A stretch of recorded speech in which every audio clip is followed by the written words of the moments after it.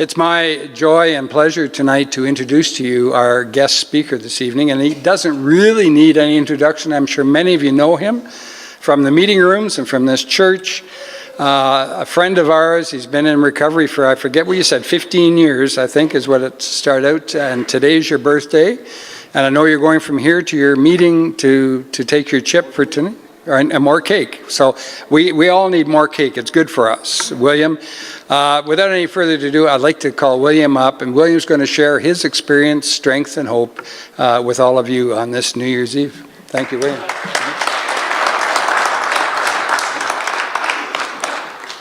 My name is William, and I'm recovering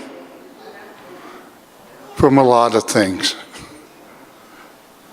And I just want to thank you all for the honor and the privilege of being able to carry the message of recovery with you tonight.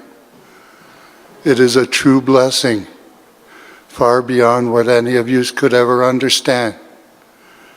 I come from a family of 7, and I was the second youngest. I was born December 8, 1955. With the doctors pulling me out of my mother's womb with forceps and collapsing my head,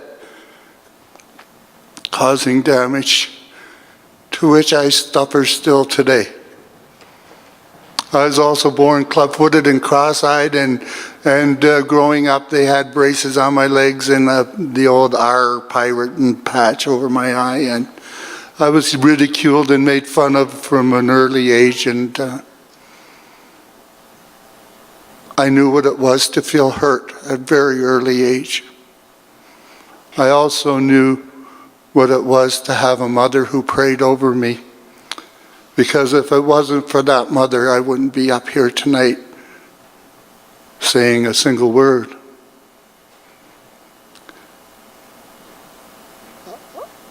Because of my birth defects, I was put in a special ed class for 8 years, having a whole town calling me dumb and stupid. There goes dumb Billy Steele, don't worry about him, he's just that way.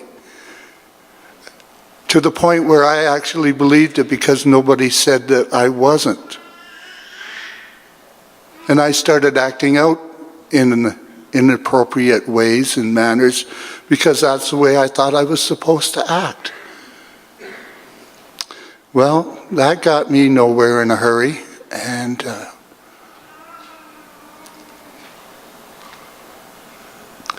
about this time I was just turning 14. My mom died of cancer, and the Lord took her away. And I asked God to take the pain away, but He didn't take it away the way I wanted it to. He took her home.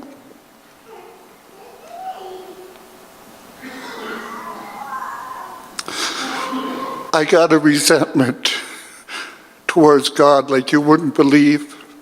Hate and anger and rage and frustration and lashing out at, well, why didn't you do it the way I wanted you to? And his reply was, because she's better off now where she is than going through the pain and suffering. So anyway, after she died, I was the only one in the family put into foster care. My older brother was taken.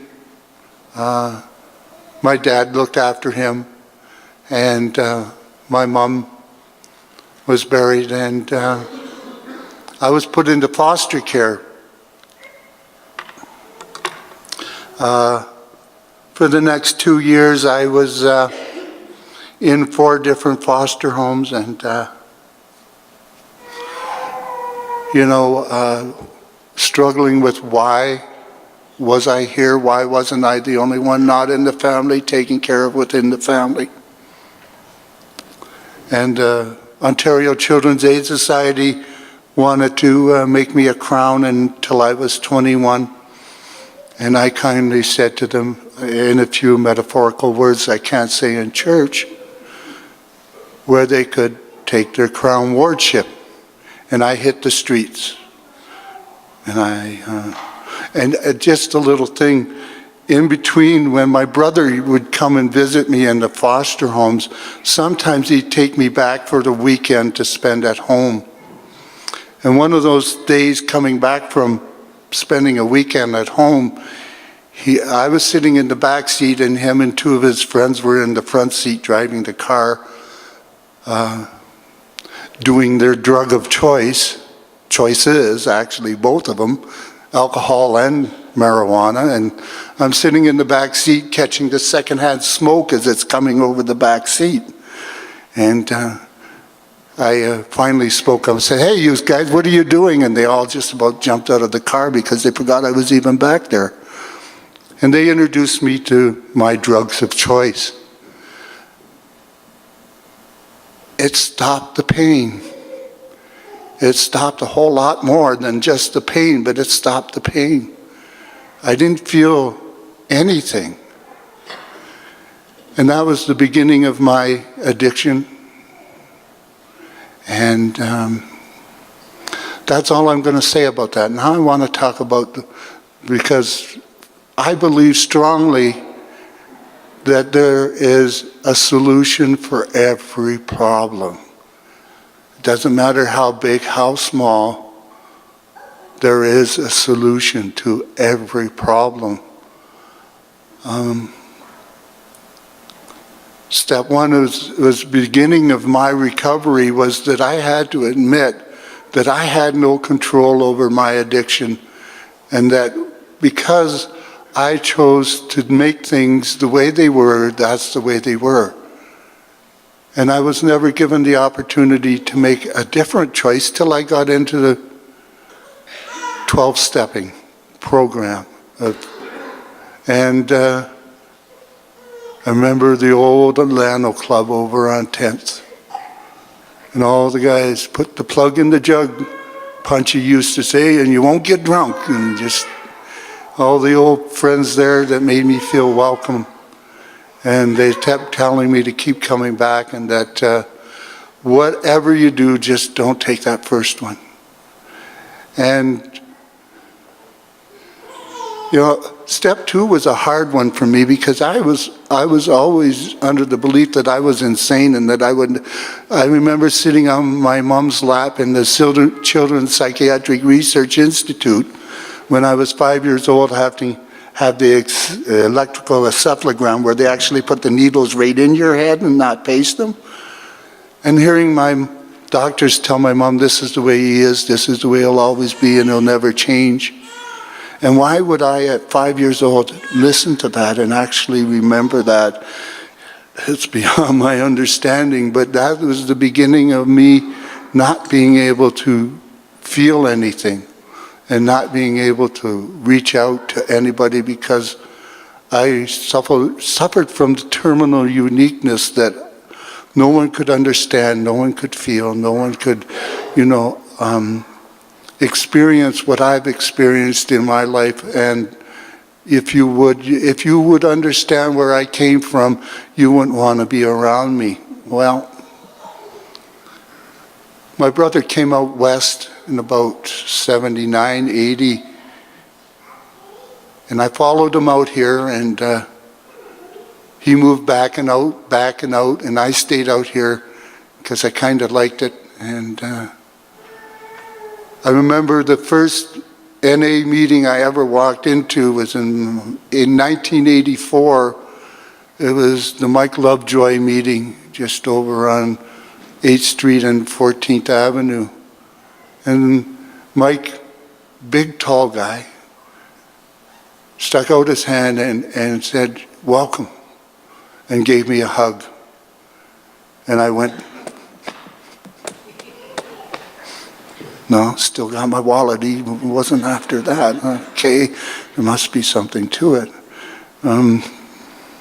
It's the first time I ever felt unconditional love.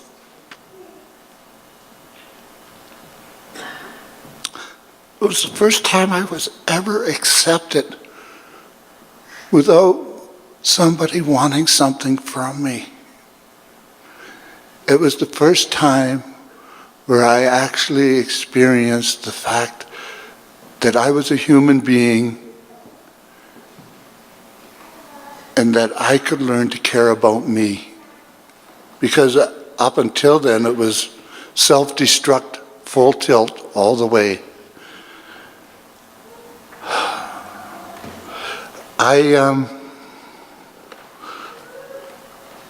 I wish I could say I stayed, but I was so overwhelmed and I didn't know how to feel what was being given to me. I ran instead of embracing it. And I took about another 8 years before I came back into the fellowship again. And I came back just because when you get a little bit of recovery in your life, going back out, it just screws it right up. There's just no way I could stay back out. Because, again, my higher power, I'm going to use the word Jesus because he's my higher power. I'm not trying to shove it down anybody's throat, but that's my higher power. Had plans for me far beyond where I could ever understand. And I came back and I got, almost 28 months in, and I got cocky. I know it all. I got 28 months in. No, that was a quick slap in the head. I went back out for one day and then I came back. And I've been here ever since. And the thing of it is today is that I'm not where I could be, I'm not where I should be, but thanks to Narcotics Anonymous, I'm not where I used to be, and that's a big step for me today. And that I was able to accept love. I remember sitting in this church once, and there was a man speaking here, and his name was Brendan Manning. And I told him about my abuse when I was 5 years old, about being beaten from black and blue from the bottom of my knees to the top of my neck. And he said to me, he said, you know, the Lord understands and he still loves you. And that was the first time I'd ever dealt or said to anything to anybody about that abuse. Because back in the day it was, shh, don't embarrass the family, don't say anything. And it was buried, and I didn't realize how deep it was buried. But anyway, I today am not sane, but I am saner than I was when I first got here. And I like to think of myself as a work in progress, or I call WIP, work in progress. I never knew I belonged to such a big family. When I came through these doors of recovery, I joined the family of recovery.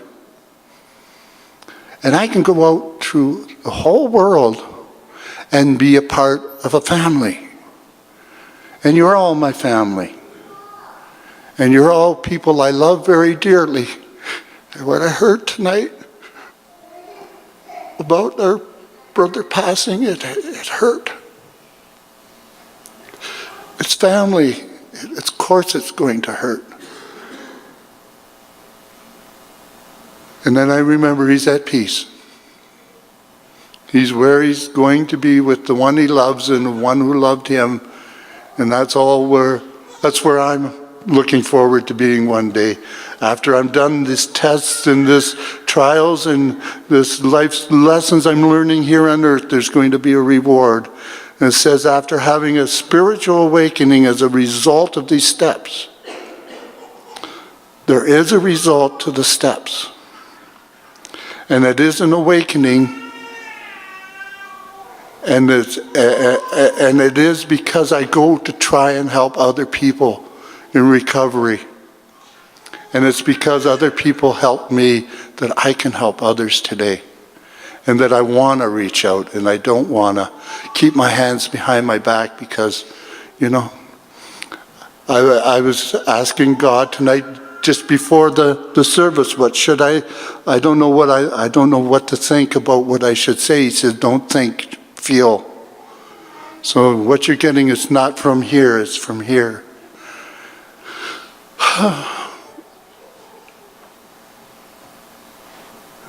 I've learned a valuable lesson in my recovery as a result of these steps. I worked the steps, I lived the steps, and I've become the steps that I can reach out to the still suffering addict. And sometimes I had an incident on the C train I wasn't too proud of a few days ago where I was ready to pommel this little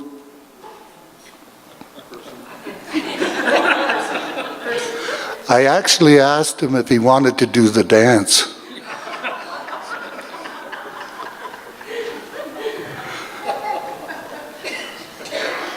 And I totally realized that it was the jail mentality coming back, talking to me, saying, "Don't you dare say that to me, or I'll put you up against the wall and hurt you, and then I'll get angry." And then this person walked one way. I stopped. And I said, "Okay, no, this isn't going any further." I wanted it to. Oh God, did I want it to. But the Lord said, "No, that's the old William. I want you to stand here and wait till he crosses the street and let it go." That's a great thing about recovery. I can let go of things today that used to stay in and eat me up and make me sicker and make me not a well person. And I today realize that I'm not a bad person trying to become good. I'm a sick person trying to get well. And that I'm so much better today than I thought I ever could be, considering where I came from. So, I'm making amends. Sometimes there were so many people growing up through deviant behaviors I used to perform so I could go to jail and have a roof over my head and 3 squares a day, because I would have froze to death in wintertime. So I'd act out and doing appropriate things so I could end up in jail just to have a roof over my head and food in my stomach. I realized that a lot of times the prison I had put myself in wasn't actually behind the metal bars, but between my ears. And it was the thing that I needed to make different choices than I used to make. And in making those different choices, I became a better person. I became a responsible, productive member of society that I thought had given up on me in my earlier years, but it hadn't. I had given up on it. And then God came back into my life, and I said, "God, how come I'm dealing with all these feelings? I don't know what to do with them all." And he usually gives me answers in poetry.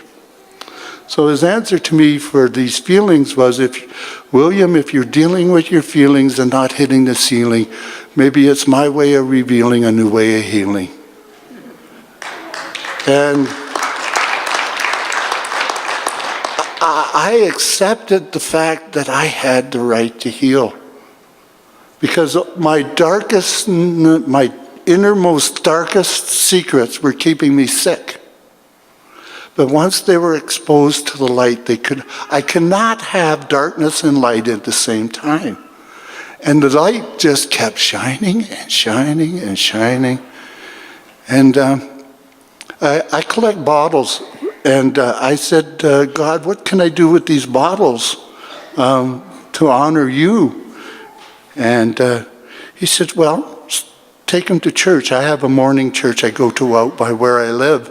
And I took the bottles and I said, "Hey, why don't you guys help me collect some bottles and bring some in?" And so about 14 months ago, I started collecting bottles and giving them to missions. I got pictures of people in Africa holding up Bibles. And I said, "God, I'm not too smart. I don't know what to do." And his reply to me was, "How smart were fishermen, and look what I did with them." Well, put me in my place. So God has been gracious to me. He's been able to give me things that I may not need I may not deserve, but he gives it to me just when he knows I'm ready to accept it. And the point of it is today is, wow. You know, I'm going to sit here and tell you I'm on AISH. And I battled with that and I battled with that because I wasn't that productive member of society, but I had no choice. I wasn't ready to be able to accept the fact that this might be okay. And I still battle with it sometimes, but because of where I come from and because of what has happened in my life, today I accept I'm on age and I'm okay with that. But that still doesn't mean I'm not ready to have God show me things like the bottles and different things to be that productive member of society where I might not be, quote unquote, I hate this word, normal, but I'm okay with where I'm at because that's where God has taken me and that's where the Lord has opened the doors. And for so long I had closed doors because I didn't think I was able to. I wasn't smart enough. But today I am a work in progress. And, you know, I 21 years sober, 15 years off the drugs, 11 years off the tobacco.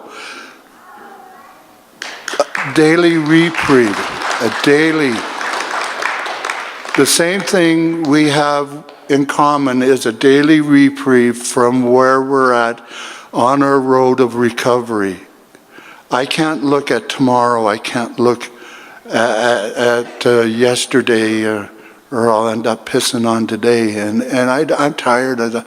I've given up doing that because, you know, I'm worth more. And we as recovering, whatever we're recovering from, we are worth more than our addictions are ready to our addictions will take us out, but our recovery or bring us back. And one thing I want to leave you with, and the enemy will always tear you down, but the Lord will always lift you up. I never ran, or the Lord never ran away from me, I ran away from him. But lately I've been hugging him like you wouldn't believe. And you know what? He's been hugging me back. And you know what? He told me, he said, you don't let go, I'm not going to. And I'm not ready to let go. I just love his embrace. I love that warm feeling. And when Brendan Manning was here, and I'll close with this, when Brendan Manning was here, the night he gave me that hug and a kiss on the forehead, and he said, you know, William, the Lord understands and he loves you. I went home and I wrote a poem, and I called it Abba Father. And I wish I would have brought it tonight to read for you. But the very next day, he talked on the Abba Father. Talk about your God shots. You know, he loves us where we're at, but he loves us too much to let us stay there. And I thank you for your time, your patience, and your listening skills are much sharper now than when you first got here. So I love you all, and may I wish the blessings of the Lord on you in the new year. May he guide you and keep you. May he always, I'll leave you with this, and this is it. The old Irish saying, may we all be a half an hour in heaven before the devil knows we're there.